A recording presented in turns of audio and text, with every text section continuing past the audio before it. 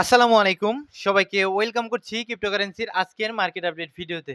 তো মার্কেটের current situation এর কথা যদি আমরা বলি সেক্ষেত্রে খুব বেশি পজিটিভ বলে আমার কাছে আপাতত দৃষ্টিতে মনে হচ্ছে না। বিটকয়েনকে আমরা ডাম্প করতে দেখছি এবং সেই সাথে শুধু বিটকয়েন নয়, সমস্ত অলকয়েনকে একসাথে নিয়ে কিন্তু মার্কেট ডাম্প করছে। তো আজকের ভিডিওতে আমরা মূলত বিটকয়েনকে নিয়ে এনালাইসিস করার চেষ্টা করব। সেই সাথে আমাদের অলস কয়েনগুলোকে নিয়েও কিছুটা এনালাইসিস করব অ্যান্ড দেন লাস্টে কিন্তু আপনাদের কমেন্ট পড়ার চেষ্টা করব। সো ভিডিও শুরু করার আগে একটি ডিসক্লেইমার, এই ভিডিওটি শুধুমাত্র একটি এডুকেশনাল ভিডিও, কোনো ফাইন্যান্সিয়াল অ্যাডভাইস নয়। তো ভিডিও থেকে কিছু শেখার চেষ্টা করবেন এবং আবারও বলছি এই ভিডিওটি শুধুমাত্র একটি এডুকেশনাল ভিডিও। সো আপনাদের প্রিয় কয়েনটা যে ডাম্প করছে, যাই হোক আমরা যদি টেলিগ্রাম চ্যানেলে চলে আসি সেই ক্ষেত্রে আমরা দেখতে পারবো ফিয়ার এবং গ্রিড ইন্ডেক্স 55 এর কাছাকাছি রয়েছে। তো কমা আরম্ভ করেছে মার্কেটে ফিয়ার এবং গ্রিড ইন্ডেক্স, এইটা কিন্তু কমা আরম্ভ করছে। এটা মোটামুটি আসলে যারা ওয়েট করতেছিলেন মার্কেটে তাদের জন্য কিছুটা ভালো খবর। অ্যান্ড দেন যদি আমরা গতকালকের নিউজটা দেখি 1.1 ট্রিলিয়নের কাছাকাছি উইপড আউট হয়ে গিয়েছিল ইউএস স্টক মার্কেট থেকে। সুতরাং এটা কি কারণে হলো? এটা মূলত আমার কাছে যে মনে হচ্ছে যে এইটা অ্যাজ এ ট্যারিফের প্রভাব। ঠিক আছে? আমার কাছে কিছুটা মনে হচ্ছে। তারপরে বাকিটা দেখা যাক ট্যারিফ নিয়ে। আগামীতে আমাদের কোন নিউজগুলো উঠে আসে, তো নিউজগুলো অবশ্যই আমরা লক্ষ্য রাখবো এবং নিউজগুলোকে নিয়ে আমরা ডেইলি আমাদের ভিডিওতে এনালাইসিস করার চেষ্টা করব। অ্যান্ড আরেকটা নিউজ উঠে এসেছিল ফেডারেল রিজার্ভ থেকে আসলে ফেডারেল রিজার্ভের গভর্নর কুলগার ফেড বোর্ড থেকে কিন্তু পদত্যাগ করেছেন। তো আসলে এই সমস্ত নিউজগুলো পেতে এবং বিভিন্ন কয়েনের ফান্ডামেন্টাল এবং টেকনিক্যাল নিউজগুলো পেতে অবশ্যই ডেসক্রিপশন বক্সে আমাদের চ্যানেলের লিঙ্ক দেওয়া থাকবে। অবশ্যই টেলিগ্রাম চ্যানেলটিতে জয়েন থাকার চেষ্টা করবেন। সো আমরা যদি সরাসরি মার্কেটের আপডেটে চলে আসি সেই ক্ষেত্রে গত ২৪ ঘন্টায় আমরা এগেইন দেখতে পারবো ৬১০ মিলিয়নের মতো লিকুইডেট হয়ে গিয়েছে, যার ভিতরে লংই বেশি উইপড আউট হয়েছে, যেখানে ৫৩৪ মিলিয়নের মতো লং পজিশন কিন্তু লিকুইডেট হয়ে গিয়েছে। সুতরাং এটা দ্বারা বোঝা যাচ্ছে মার্কেট কিন্তু টার্গেট করেছে যারা লং পজিশন ওপেন করেছিল অ্যাজ এ লেট লং এবং লেভারেজ যুক্ত লং, তাদের কিন্তু প্রথমত ফ্ল্যাশ আউট করার চেষ্টা করছে।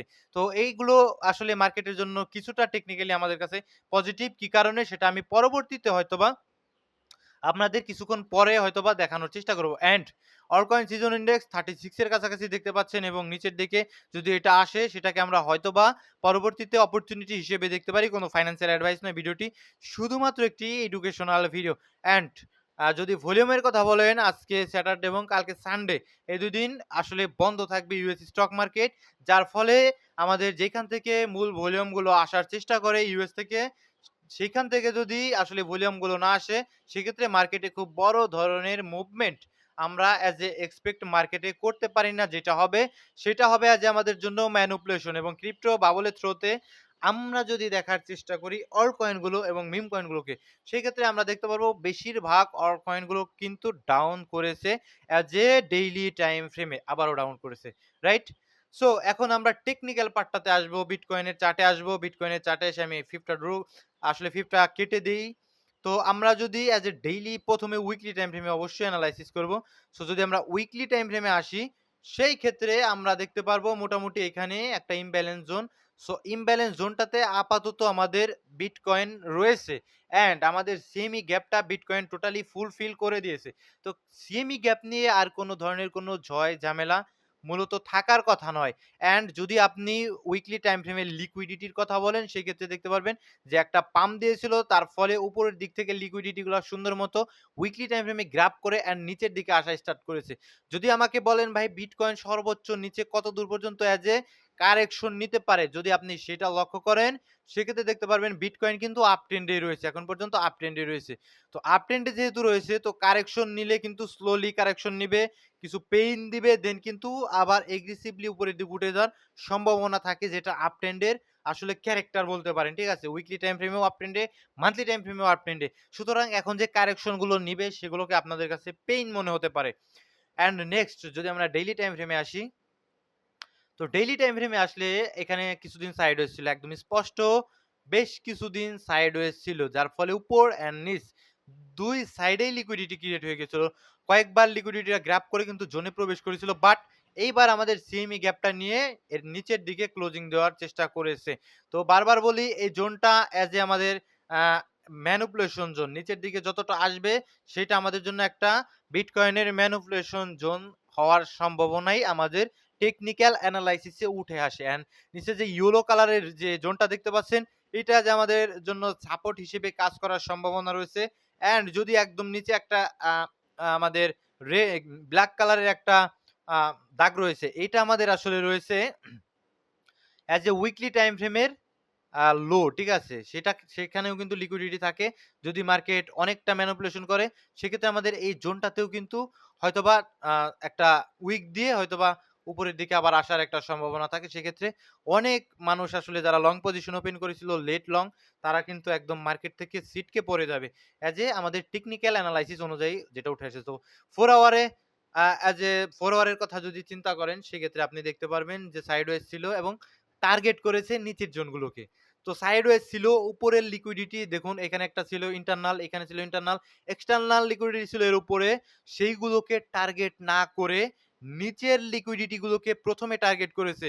এইটা আমাদের জন্য অ্যাজ এ যারা মার্কেটের টেকনিক্যাল অ্যানালাইসিস করেন তাদের জন্য খুবই একটা গুরুত্বপূর্ণ বিষয়। যে দেখুন মার্কেটটা এই নিচের দিক থেকে লিকুইডেশন ক্লিন করছে প্রথমে। তার মানে কি? তার মানে মার্কেট কিন্তু উপরের দিকের লিকুইডেশন গুলো কিন্তু ক্লিন করতে যাওয়ার সম্ভাবনা রয়েছে। কিছুটা দেরি হলেও কিন্তু যাওয়ার একটা সম্ভাবনা রয়েছে। নিচের দিক থেকে লিকুইডিটি গুলো নিয়ে দেন হয়তোবা পরবর্তীতে অ্যাজ আ এটুক এখানে যত নিচে আমাদের একটা যদি ম্যানিপুলেশন করে সেক্ষেত্রে আপনারা যারা স্মার্ট মানি আসলে ফলো করেন সেটা এই জোনটাকে অ্যাকুমুলেশন ফেজ ধরতে পারেন। অ্যান্ড এইটাকে ম্যানিপুলেশন দেন কিন্তু আপনারা ডিস্ট্রিবিউশন ফেজ ধরতে পারেন। ঠিক আছে? যারা মার্কেটে অনেকদিন ধরে রয়েছেন। তো এখন দেখার বিষয় ম্যানিপুলেশনটা কত দূর পর্যন্ত নামতে পারে। এখন বলতে পারেন ভাই এই ম্যানিপুলেশন কি কারণে করছে? তো স্পষ্ট ম্যানিপুলেশন করছে এই কারণে যে যারা সিএমই গ্যাপ ধরে শুধুমাত্র ট্রেড করে, তারা কিন্তু আসলে কি বলবো সিএমই গ্যাপটা নেওয়ার পরে তারা লং পজিশন ওপেন করে দিবে মার্কেটে। এটা অত্যন্ত স্বাভাবিক একটা বিষয়। তো তাদের কিন্তু উইপড আউট করার মার্কেটের আসলে প্রয়োজনীয়তা দেখা দিতে পারে। যার ফলে ম্যানিপুলেশন কিছুটা আমি হয়তোবা এক্সপেক্ট করছি। ঠিক আছে? তারপরও আমি আবারও বলছি মার্কেট কিন্তু স্টিল কিন্তু আপ ট্রেন্ডে রয়েছে লঙ্গার টাইম ফ্রেমে। সুতরাং আপনাদের পেইন দিবে অ্যাজ এ শর্টার টাইম ফ্রেমের পেইন গুলো দিবে। এই পেইন গুলোতে যারা ঝরে যাবেন পরবর্তীতে তারা হয়তোবা আমাদের এক্সপেনশনটা মিস করার সম্ভাবনা কিন্তু ক্রিয়েট হয়ে যায়। তো কোনোভাবেই কোনো ফাইন্যান্সিয়াল অ্যাডভাইস নয়, ভিডিওটি শুধুমাত্র একটি educational video. And bitcoin dominance এই যে দেখুন আপনাদের বলি যে ভাই ফোমোতে এন্ট্রি করা কোনোভাবেই উচিত নয়। যার কারণে আমি গত বেশ কিছুদিন ধরে আপনাদের ফোমো আর্মি এরকম বলতেছিলাম। আপনারা অবশ্যই দেখেছেন। সো ফোমোতে কোনো কিছু ইনভেস্ট করা আসলে উচিত নয়। এখন ডেইলি টাইম ফ্রেমে আপনি দেখতে পাচ্ছেন যে আমাদের বিটকয়েন ডমিন্যান্সটা উঠে যাচ্ছে। যদি এর উপরে যদি বিটকয়েন ডমিন্যান্সটা উঠে, কোনোভাবে যদি উঠে এভাবে তাহলে তো ভাই উপরের দিকে ডমিন্যান্স যদি যায় সেক্ষেত্রে আপনি অ্যাজ এ অল্ট কয়েন গুলোতে স্লোলি কিন্তু আ মোটামুটি সুযোগ পাওয়ার সম্ভাবনা রয়েছে।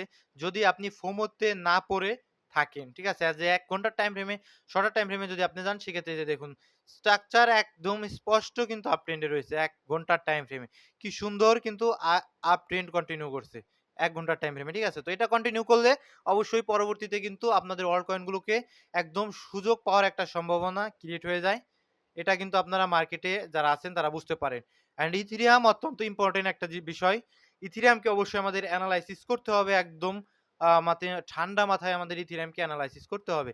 সো ইথেরিয়াম এজ আমাদের মোটামুটি রেজিস্ট্যান্স পয়েন্ট থেকেই কিন্তু বারে এটা আসলে রিজেক্ট হওয়া এর একটা স্বভাব আমরা দেখতে পাচ্ছি। আ কয়েকবার কিন্তু আমাদের এই যে এই রেজিস্ট্যান্স টোটাল এই রেজিস্ট্যান্স পয়েন্টটা কিন্তু কয়েকবার ট্যাপ করলো কিন্তু সেটাকে ব্রেকআউট দিতে পারল না। অ্যান্ড ডেইলিতে যদি দেখেন আমি কিছু POI point of interest zone যদি আমি কিছুটা আসলে মার্ক করার চেষ্টা করি সেক্ষেত্রে আমি দেখতে পারবো যে ইথেরিয়ামের ক্ষেত্রে মোটামুটি সামান্য কিছু পেন্ডিং অর্ডার হয়তোবা এই জোনগুলোতে থাকবে। অ্যান্ড এখানে একটা ইমব্যালেন্সও কিন্তু রয়েছে দেখতে পাচ্ছেন। যদিও আমাদের এটা ফিবোনাকি রিট্রেসমেন্টের 3.82 লেভেল এটাতে কিন্তু কিছুটা অর্ডার থাকার চেষ্টা করে আপনারা যতটা জানেন। অ্যান্ড আমাদের যে জোনটা যে আমরা যে জোনটাকে সবচাইতে বেশি পছন্দ করি অ্যাজ এ টেকনিক্যাল অ্যানালাইসিস অনুযায়ী। তো আমাদের জোনটা থাকবে এইটা এবং এই জোনে কি রয়েছে সেটাই আমাদের দেখতে হবে। যদি এইটা এইখানটাতে আসে, হালকা পাতলা কিছুটা এই জোনগুলোতে আসে, কিছুটা ম্যানিপুলেশন করে আরেকটু নিচে যায়, দেন হয়তোবা আমাদের জন্য ইথেরিয়ামের ক্ষেত্রে একটা অপরচুনিটি হতে পারে। নেক্সট ভিডিও শর্ট করব আমার এটা আসলে ভিডিও লং হয়ে যায় আমি জানি, যার কারণে ডিটেইলস একদম ভিডিও করা এখন থেকে আর পসিবল না। আমি ভিডিও শর্ট করার চেষ্টা করব। এটা সত্য ভাই। অনেকে আসলে ডিস্টার্ব ফিল করেন ভিডিও লং হলে, বোরিং ফিল করেন। সো দেখুন এখন কমেন্টে যদি আসি, ভাই বলরানে ফালা কয়েন কত যেতে পারে? তো ফালা কয়েন এর কাজটা কি, এই জিনিসটা ১ম এ আপনার বুঝতে হবে। ফালা নেটওয়ার্ক, ফালা কয়েনের কাজ কি? ফালা নেটওয়ার্ক একটি ডিসেন্ট্রালাইজড ক্লাউড কম্পিউটিং প্রোটোকল নিয়ে কিন্তু ফালা নেটওয়ার্ক কাজ করে। যেটা এআই ক্যাটেগরিরও আসলে বটে। এআই ক্যাটেগরি আরো বিভিন্ন বিষয়াদি নিয়ে এই কয়েনটা কাজ করে। কিন্তু আসলে আ সম্পূর্ণটা কভার করা সম্ভব নয় কি নিয়ে কাজ করে, ভিডিও অলরেডি লং হয়ে যাচ্ছে। বাট ফালা কয়েন যে কাজ করছে কিনা সেটাও আপনাদের লক্ষ্য রাখতে হবে। তারা শুধু বলল যে আমরা কাজ করি সেটা তো হবে না।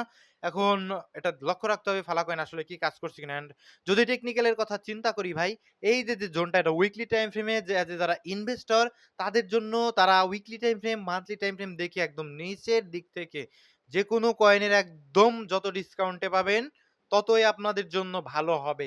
সুতরাং যারা ইনভেস্ট করেন তারা কিন্তু একদম উইকলি অ্যান্ড মান্থলি এই ২ টা টাইম ফ্রেমকে ফোকাস করার চেষ্টা করবেন।